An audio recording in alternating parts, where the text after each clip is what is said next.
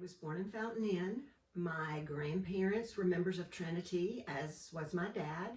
And so from the very beginning, this was our church. So when my mom married my dad way back when, this obviously became her church. And then when my brother and I were born, it became ours. So really, we have been here our whole life. I have the best memories of my grandmother, who I adored, sitting probably on the third row in the center with her little fan and with all of her widow friends, singing the hymns and coming, never missing a Sunday. So I have such good memories of that. And obviously my parents were here every Sunday. It was just something we did and something that always just felt like a part of our week and something that we loved. Growing up, every 4 years pretty much, we got a new minister.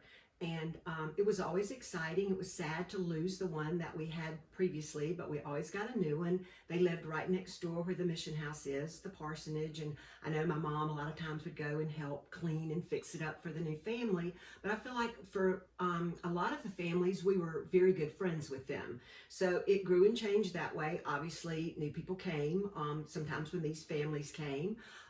When I was growing up, I always felt like I brought friends on Sunday morning. So that was always fun. I encouraged my own children to do that too. Blake, Elise, and Caroline always had friends here.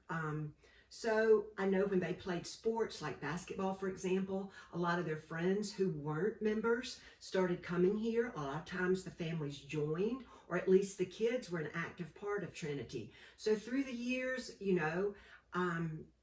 I feel like that we may have had some times that were leaner, but always people were here. Always people came back because I think it's such a friendly and such a warm and welcoming church. Our mission, of course, means to go out and spread God's love, show God's mercy and grace, just be a good neighbor and a friend to everyone we meet. Do what we can to just do what Jesus does. Before in our church service, always at the end, we always love to say that our mission statement is to make disciples, but now we're saying that we need to be and make disciples. And I really think that that is pertinent, and that's what, in order to make a disciple, we have to be a disciple as well. We need to show God's love in every way that we can in our everyday life and in the people that we meet, whether it's in the grocery store or whether it's at a party somewhere. We just need to show God's love in all that we say and all that we do.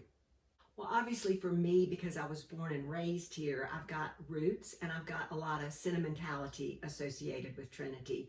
I love that we still have a very traditional side of our services and just the church as a whole, but then we have contemporary and modern things as well. So I love the mix of what we have.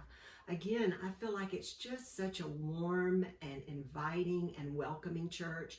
I feel like whoever comes in has to, and I hope they feel loved right off the bat, because I feel like I've always felt that way. And I feel like the people who I talk to who have come say that they have that same feeling. So I hope we'll continue to show that. And that in itself is a reason just to want to be a part of our church family.